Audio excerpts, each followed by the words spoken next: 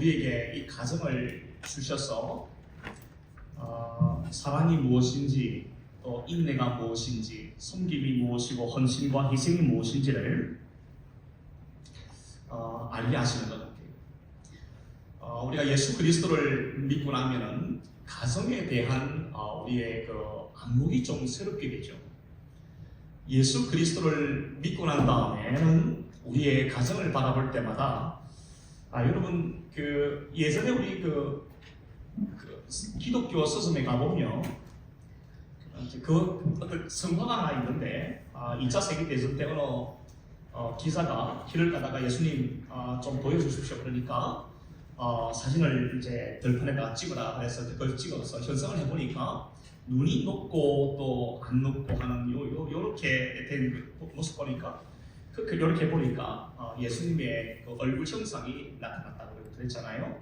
그 사진 액자 밑에 보면은 그게 있습니다. 이 집의 주인이 예수 그리스도가 이 집의 주인이시요. 식사 때마다 보이지 않는 성님이시요. 우리의 모든 대화를 말없이 듣는 이시라. 그렇게 그러면 글귀가 있습니다. 거기서 가만히 이렇게 읽어보면은 예수 그리스도께서 우리 가정의 주인 되시고 머리가 되신다는 것을 우리가 알게 되는 것이죠.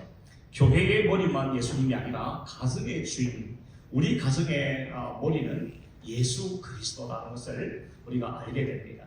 그렇게 되면은 부모와 또 우리 자녀들은 하나님을 온전히 섬기게 되는 믿음의 가정들로 세워져 가게 되는 것이고, 출애굽기에 있는 신명기에 있는 말씀처럼 천대까지 그 은혜를 베풀어 주시는 그 은혜를 우리가 입게 될 줄 믿습니다.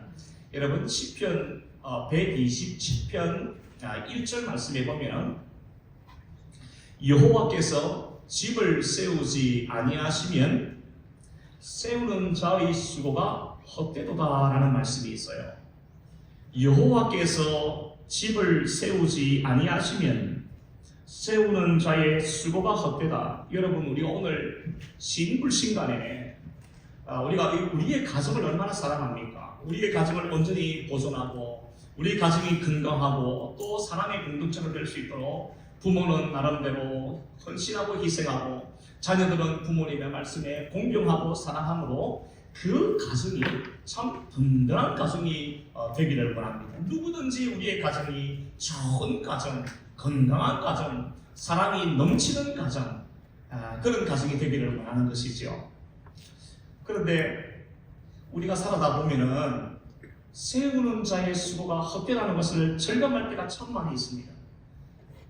힘을 다하고 정말 애를 쓰고 노력하고 인내하고 사랑함에도 불구하고 가정에 이런저런 풍파가 몰아치고 관계가 깨어지고 가정에 문제가 생기는 경우들이 참 많이 있어요. 그럴 때마다 우리가 다시 한번 깨닫는 것은 이 가정이라는 것도 사람의 힘과 또 노력과 애를 쓴다고 해서 그 가정이 온전한 가정이 되지 않는 거구나 라서 깨닫습니다. 그래서 다시 한번 우리가 시편 127편 1절 말씀에 보면은 결국 우리의 가정은 누구의 손에 붙들려 있어야 되는가? 우리의 가정의 주인이 누구이신지 우리가 이제 알아야 하는데, 여호와께서 집을 세워 주실 때, 여호와께서 우리의 가정을 지켜 주실 때, 여호와께서 우리의 남편과 우리의 아내와 우리의 사랑하는 자녀 성들을 하나님께서 지키시고 보호하시고 붙들어 주실 때에야 비로소 그 집이 든든한 집으로 세워져 가게 될 줄 믿습니다. 여러분 베델이라는 말이 무슨 뜻입니까? 베델이 뭡니까? 하나님의 집이라는 뜻이죠. 베델은 하나님의 집입니다. 여러분 이 하나님의 집, 여호와께서 계시는 집, 하나님께서 함께 하시는 그 가정이 여러분 베델이 아니면 뭐가 베델이겠습니까? 여호와께서 계시는 집, 그 베델, 하나님의 집, 베델. 여러분 그 베델에는 그 안에는 뭐가 들어있겠습니까? 가장 먼저 하나님께서 그 집을 세우시면서 그 집에 내주하고 계십니다. 두 번째는 여호와의 말씀이 하나님의 집 안에는 풍성합니다. 하나님을 찬송하는 소리가 그 집안에는 풍성합니다. 하나님이 우리를 사랑하셨듯이 그 사랑을 기억하면서 부모님은 부부간에도 사랑하지만 부모가 자녀들을 사랑하고 또 자녀들은 부모님의 그 희생과 헌신을 기억하면서 부모님을 또 사랑하게 되는 이런 관계가 하나님이 집 베델 안에 일어나는 놀라운 역사인 줄 믿습니다. 사랑하는 여러분, 우리의 가정들마다 베델의 역사가 일어나기를 바랍니다. 하나님이 주인 되시는 집이 되고 하나님께서 복을 주시고 여호와께서 우리의 가정들, 우리의 자녀손들을 지키시고 두 손 붙들어서 하나님께서 복 주시는 그런 가정 되기를 주님의 이름으로 축원합니다. 믿음의 명문 가문이 되는 것이 우리의 다 소원 아닙니까? 우리의 자녀들이 다 믿음으로 살고 세상에서도 잘 되고 머리가 되고 꼬리가 되지 아니하며 들에 나와도 복을 받고 나와도 복을 받고 그런 자녀들이 되기를 바라지만 여러분, 믿음의 명문 가문이 되는 비결은 어느 순간에 되는 것이 아닙니다. 우리가 노력한다고 되는 것이 아니죠.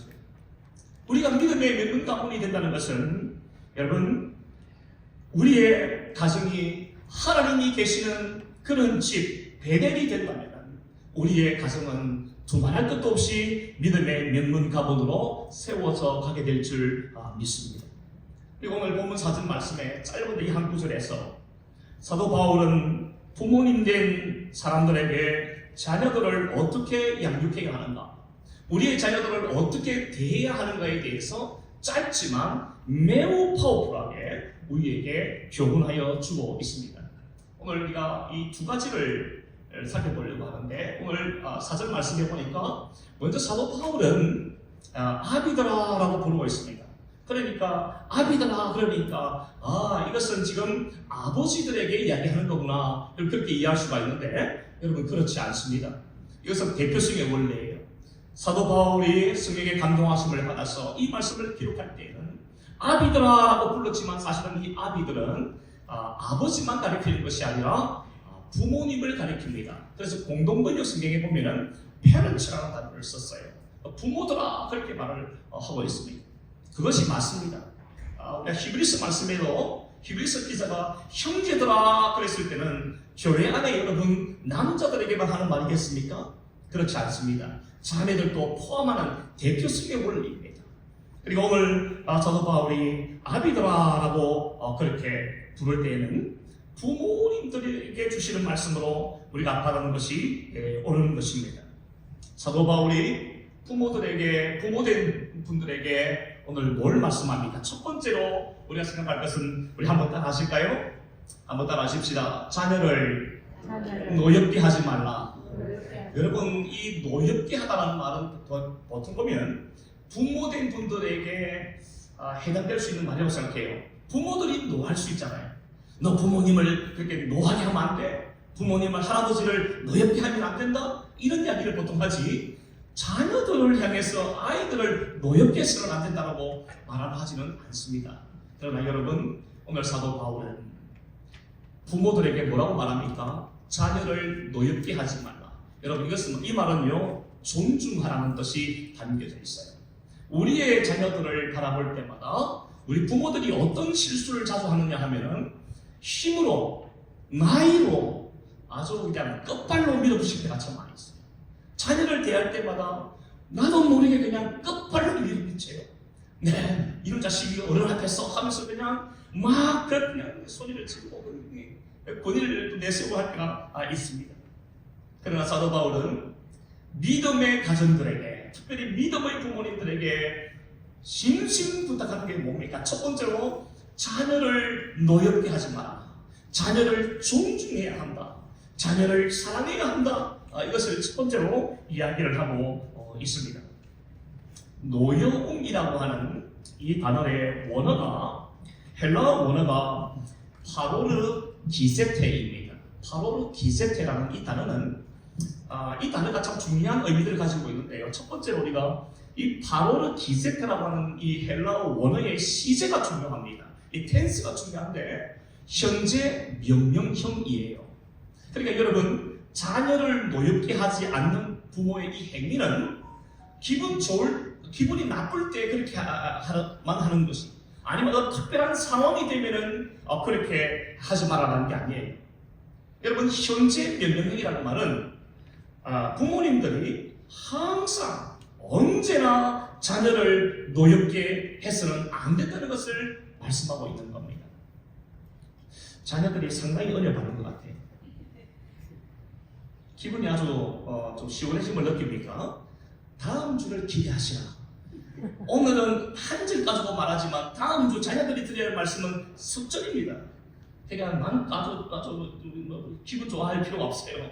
오늘 그냥 다 하나님의 말씀인 줄 믿고 잘 받으면 좋겠습니다. 예, 시제가 현재 명령형입니다.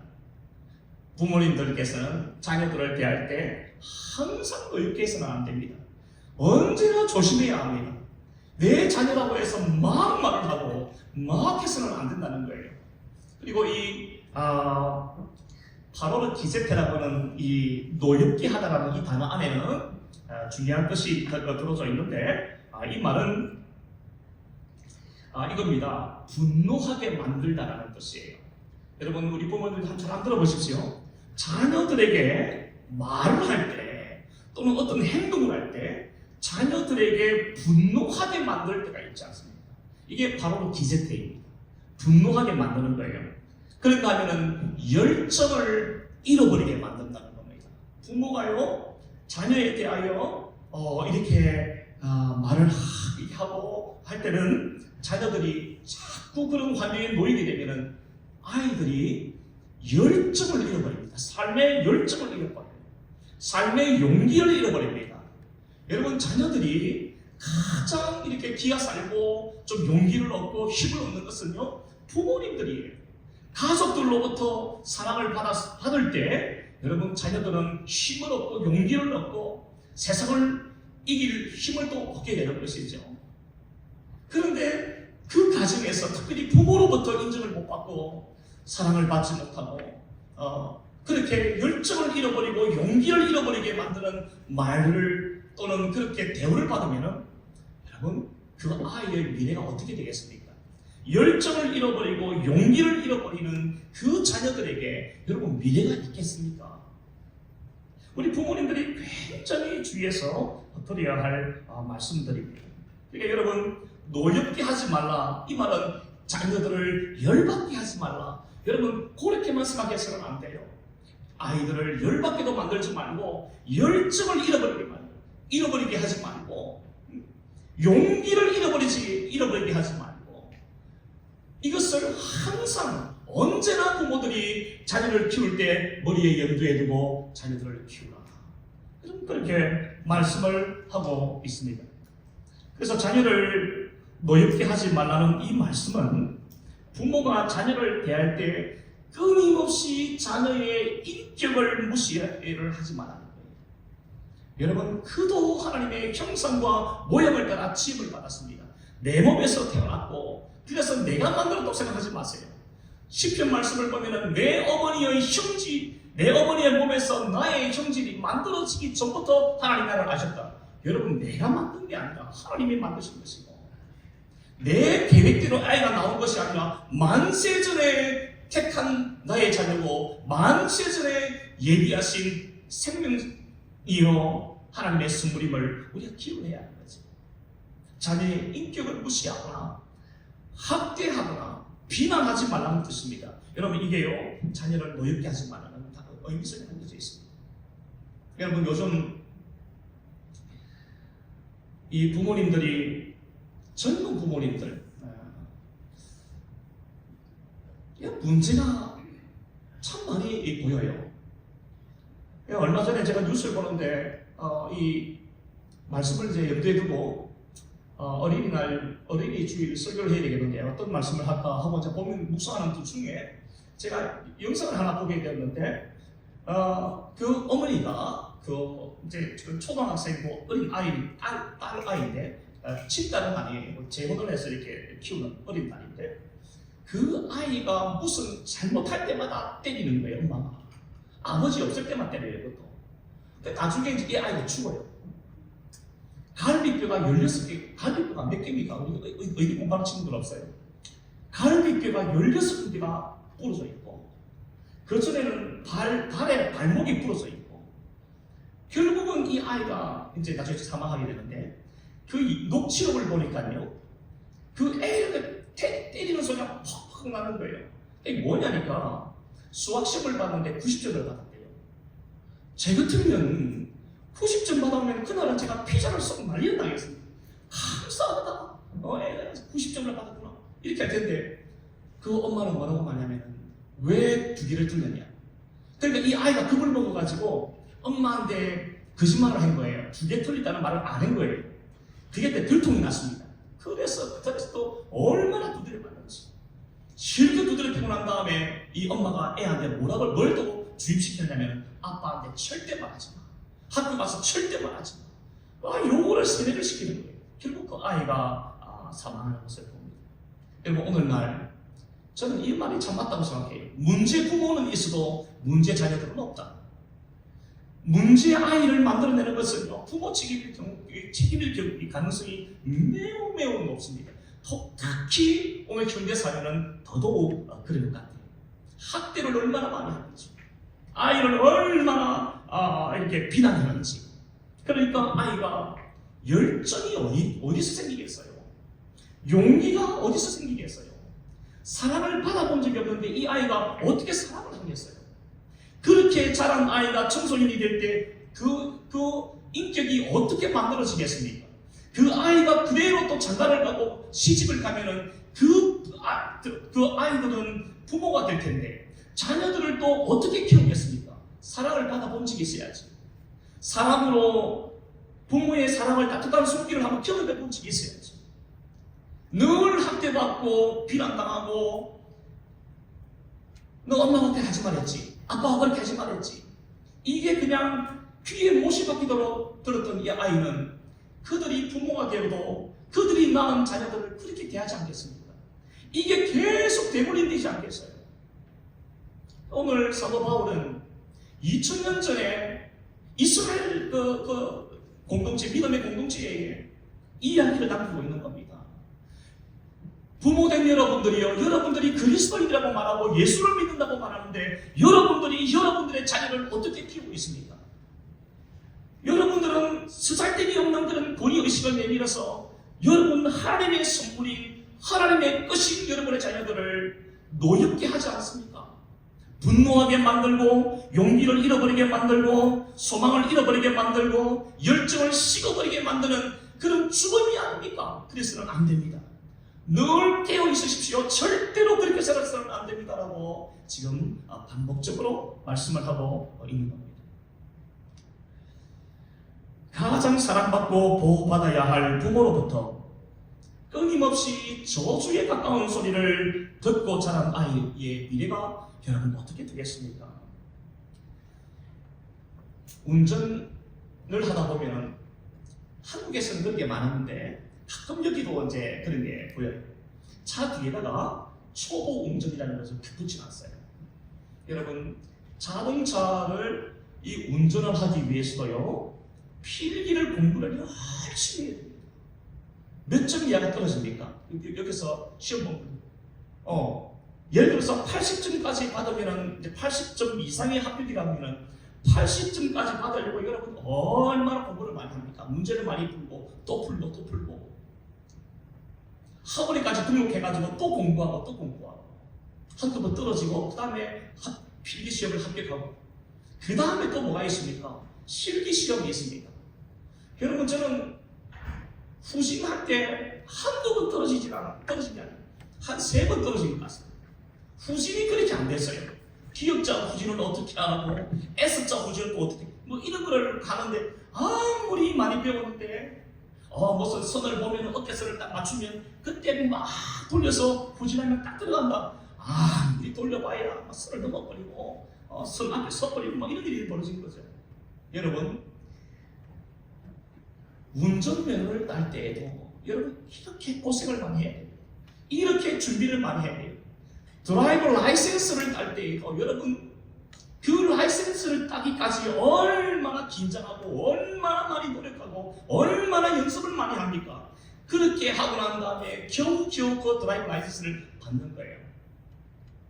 운전면허증도 이렇게 힘들고 공을 들여서 따는데 부모가 되는 데는 연습을 하지 않고 훈련을 하지 않고 배우지를 않아요. 부모 라이센스를 따기 위해서 여러분 오늘날 이 젊은 친구들을 볼 때마다 아찔아찔할 때가 있습니다. 부모 면허를 따는데 전혀 교육을 받지 않고 좋은 부모가 되려는 노력도 하지 않는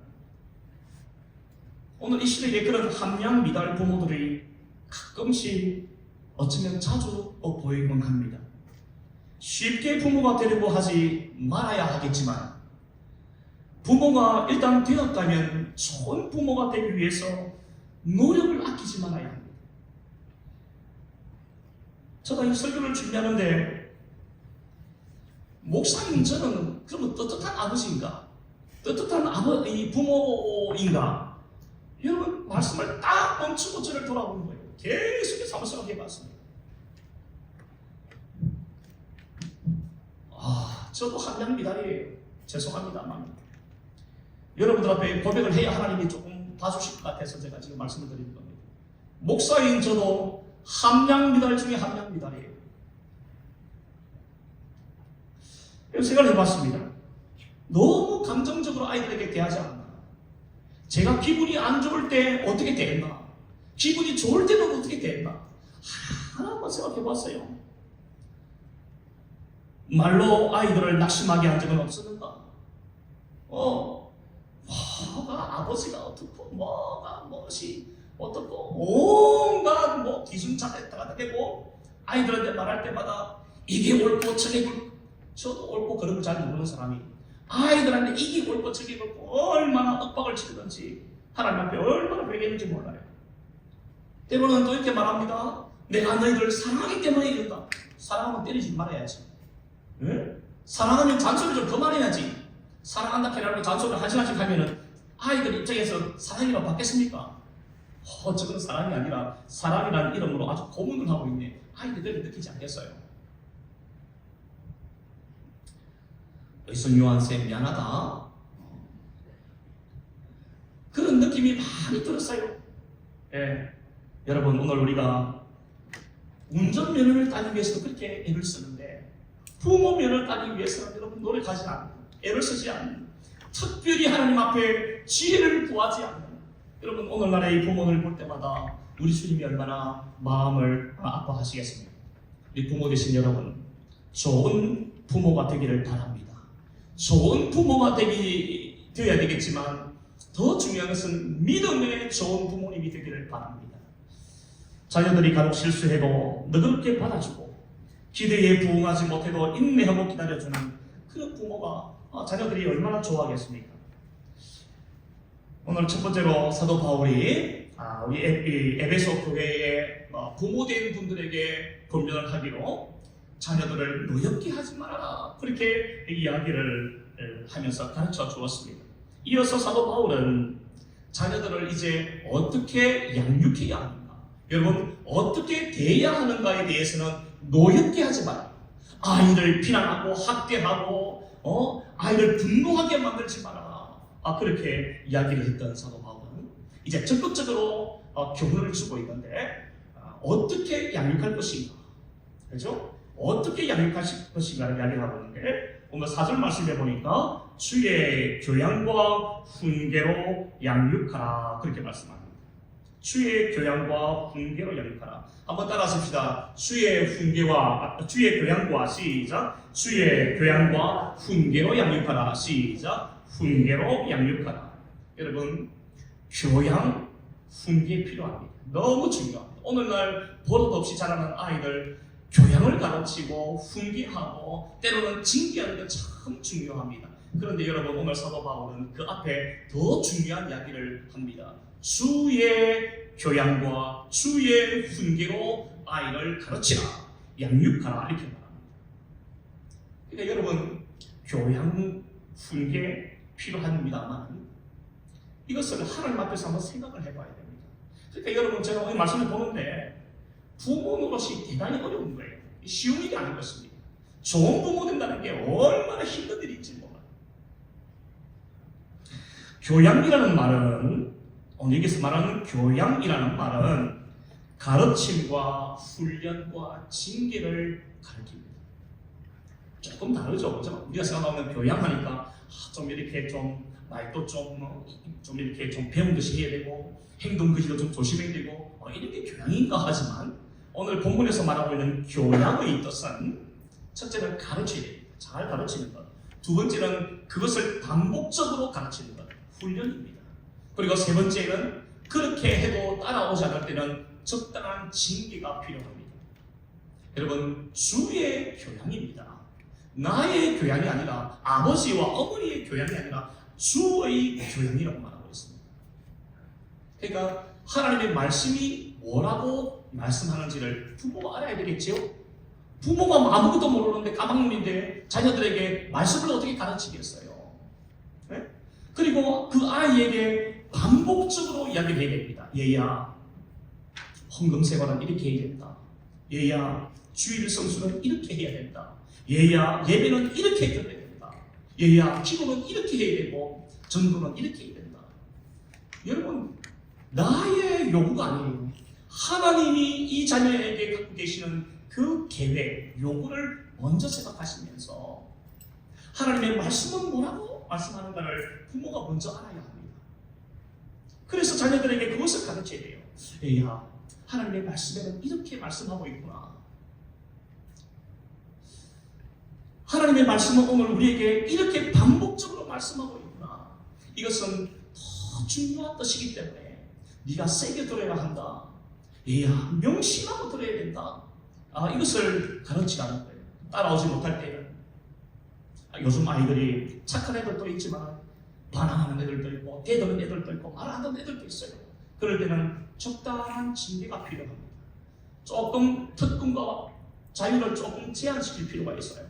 밥을 하루 3끼 주다가 그냥 2끼 주고 정말 이것은 될런지 모르겠습니다만은 하여튼 적당한 징계도 필요하다. 그것을 말씀하고 있어요. 아이들이 쉽게 잊어버립니다. 잘 잊어버려요. 그러니까 반복적인 가르침과 훈련이 얼마나 필요한지 모릅니다. 그런데 그 기준이 무엇이냐? 하나님의 말씀이라는 거예요. 하나님의 말씀으로 가르치고 반복적으로 가르치고 반복적으로 훈련하고 말씀대로 살고 있는지 살피고 그리고 제대로 따라가지 않을 때는 트레이닝이 필요하고 징계가 필요하다 하는 것을 말씀해주고 있어요. 요즘 이 젊은 부모님들 되시는 분들을 보면 간혹 자녀들을 키우는데 너무너무 오냐오냐 키워요. 오냐오냐 키우고 그냥 애한테 어쩔 줄을 몰라요. 그냥 쫄쫄 냅니다. 그 아이가 3살이나 4살이면 무슨 그 애가 한마디 말하면은요 그래 쏘리 미안해 엄마가 미안해 아빠가 미안해 도대체가 이거 살 떨려서 이거 무슨 들어줄 수가 없어요. 네? 애가 잘못했으면 딱 붙들어가지고 여러 번 가르치고 또 반복적으로 이야기하고 그렇게 했을 때에 어떤 문제가 생기는지까지도 가르쳐줘야 애가 어리지만 판단을 한단 말이죠. 그런데 애가 잘못하든 잘하든 그냥 무슨 말을 하면은 뭐라고 한마디 하면은 고장색 꼬리를 확 내리고 엄마가 미안해 아빠가 미안해 엄마가 너 사랑해 도대체 그렇게 키워가지고 애가 뭐가 되겠나 생각들이 한 번씩 들어요.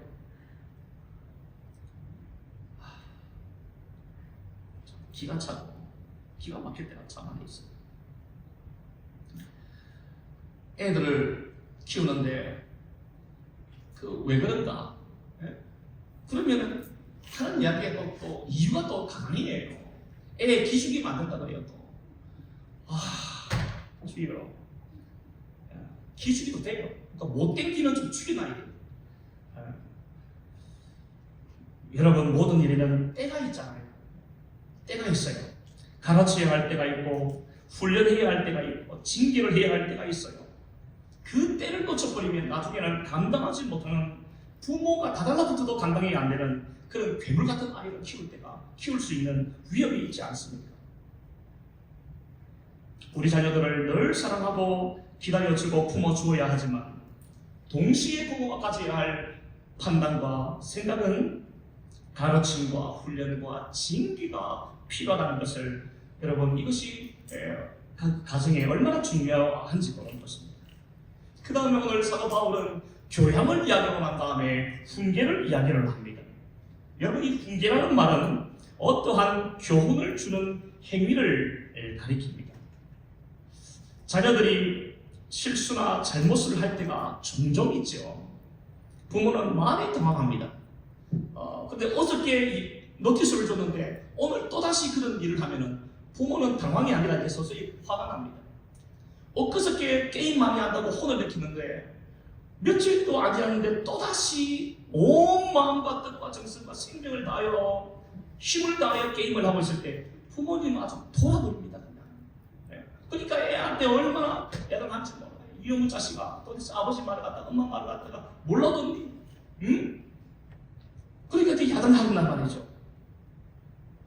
그래서 화를 막 이게 나올 때가 있습니까? 그러면 뭐 이게 뭐 한번 화가 나면은 이게 뭐 그때만 야단해야 되는데 지난주에 했던 거, 지난달에 했던 거, 지난해 했던 거, 10년 전에 했던 거 너는 이놈의 자식아 도대체 태어나가지고 할 줄 아는 게 게임밖에 없냐? 이렇게 이제 이런 말들이 막 나오기 시작하는 거예요 이제.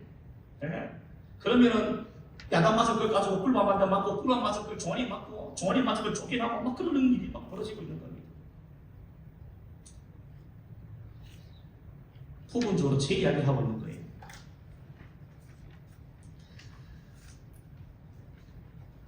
부모들이 막 화가 나면은 너 그럴 줄 알았어. 얼마나 이런 말을 자주 나와요. 너 그럴 줄 알았어. 네가 너 하는 게 그 모양이지. 엄마가 아빠가 그러지 말라고 했어 안 했어? 못했어. 그냥 애를 찾기 시작하는 겁니다. 얼마나 답답하고 속에서 천불이 나면은 그렇게 쏘아붙이겠는가. 한편 이해도 됩니다만 그러나 우리가 생각할 것이 있습니다. 자녀들은 아직도 모자라요. 아직도 철이 안 들고 시건머리가 없지요. 성장기에 있고 수많은 시행착오와 실수를 통해서 이 아이들은 올바름이 무엇인지를 찾아가는 과정 중에 있는 것입니다. 애를 어른 대하듯이 하면 되겠습니까? 이 아이가 아직도 자라는 과정에 있지. 뼈가 자라고 근육이 자라듯이 애의 지혜도 어떤 인생의 경험도 이제는 자라고 있지. 그러는 시행착오를 통해서 그 아이들도 알지 않습니까? 그렇게 해서 올바름이 무엇인지를 찾아가는 과정 중에 있기 때문에 이럴 때는 부모에게 필요한 것은 사랑과 인내라고 생각해요. 참아주는 겁니다. 기다려보는 겁니다. 이게 너무너무 힘든 거예요. 그래서 아이에게 이야기를 합니다. 교훈을 얻게 합니다. 얘야, 게임을 이렇게 했을 때 네 정신건강 상태가 어떻게 되겠느냐? 너의 앞으로 인생의 고울이 어떻게 되겠느냐? 하나님이 어떻게 보시겠느냐? 여러분, 이야기를 끊임없이 대화를 나눠야 됩니다. 저도 이제 이게 50한 중반이 되가니까요.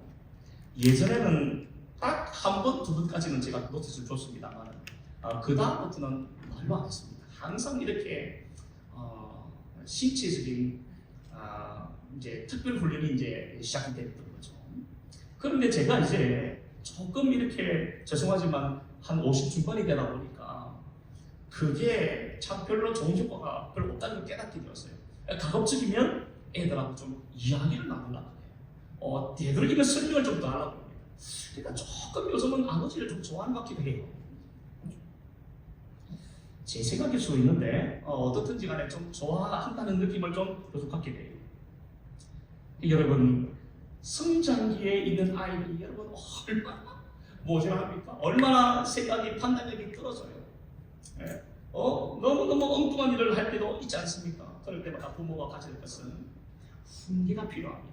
이 훈계라는 것은 때리라는 말이 아니고 그 사건과 문제를 통해서 아이가 생각할 수 있는 사고력을 길러주는 거죠. 그렇게 했을 때 네의 인생에 무엇이 도움이 되겠느냐? 이렇게 했을 때 하나님이 어떻게 보시겠느냐? 네가 이렇게 했을 때 부모 마음이 어떻게 되겠느냐? 그런 이야기를 끊임없이 하면서 아이가 그 일을 통해서 뭔가 레슨을 받을 수 있도록 교훈을 받을 수 있도록 부모가 그 역할을 하라 이 말이에요. 지금 이게 훈계하라 이 말입니다. 여러분, 이처럼 교양이 어떻고 훈계가 어떻고 이렇게 길게 설명을 들었습니다만은 한마디로 요약하면 신앙으로 잘 가르치라 이 말이에요. 우리 부모들, 우리 자녀들이 복 있는 자녀로 키우기 위해서, 우리 자녀들이 정말 복 받는 인생이 되게 하기 위해서 부모들이 어떻게 해야 되느냐? 여러분, 신앙으로 잘 가르치라 이 말이에요. 그게 지금 주의 교양과 훈계로 양육하라는 말씀의 뜻입니다. 여러분, 그러면 부모님들부터 먼저 배워야 합니다. 부모 되신 분들부터 먼저 주의 교양이 뭔지, 주의 훈계가 무엇인지 스스로가 배워야 합니다. 나이를 떠나서 잘 부모가 먼저 배우게 될 때 하나님의 말씀을 배우고, 여러분, 기도하는 부모가 되고 사랑을 베푸는 그런 모습을 자녀들한테 보여주는 것, 여러분, 얼마나 중요한지 모릅니다. 모든 것이 부족해도, 물려줄 수 있는 재산이 없어도, 뭘 이렇게 아이들이 좋아할 수 있는 뭘 남겨주지는 못해도, 여러분, 신앙의 유산만 잘 물려준다면 천대까지 은혜를 베푸시느니라. 하나님께서 그 자녀 손들을 자손 대대로 하나님께서 붙드시고 복주시고 은혜 주시고 형통한 믿음의 가문 되게 하실 줄 믿습니다. 모세를 한번 생각해 보십시오. 애굽의 왕자로서 부귀영화를 누리던 모세는 나이가 40세가 되었을 때 자기 동족을 돌아볼 마음이 생겼다라고 히브리서 말씀은 이야기하고 있습니다. 그리고 바로의 궁전에서 낙을 누리는 것보다 하나님의 백성들과 함께 권한받는 것을 더 좋아했다고 했습니다. 여러 고고학적인 또는 그런 자료들을 연구해보면 당시에 모세는 가만히만 있었으면 애국 바라오가 될 수 있었습니다. 왕이 될 수 있는 왕위 계성 1순위가 모세였습니다. 얼마나 총명하고 지혜롭고 영맹스러운지, 가만히 있어도, 그냥 가만히 있으면 그는 애굽이라는 대제국의 왕이 될 수 있었습니다. 그럼에도 불구하고 모세가 그렇게 하지 않은 이유가 무엇이겠습니까? 여러분, 우리가 답을 어디서 찾을 수가 있는가? 어떻게 해서 모세가 걷지도 못하는 어린 나이에 그렇게 애굽의 궁중에서 자랐는데 어떻게 그가 하나님이 나의 하나님이고 저 사람들이 나의 백성이라는 것을 어떻게 알게 되었을까요? 여러분, 그의 어머니 요게벳이 유모로 들어와서 어릴 때부터 젖을 먹이고 키웠기 때문이라고 생각해요. 이 답 외에는 다른 답이 없습니다. 어떻게 모세가 그렇게 믿음으로 성장할 수가 있었고 40세가 될 때에 내가 내 동족을 돌아봐야 되겠다고 하는 그 마음을 갖게 되었을까? 어머니 요게벳의 신앙의 양육, 신앙의 교육 빼고는 이 문제를 답을 할 수가 없는 것입니다.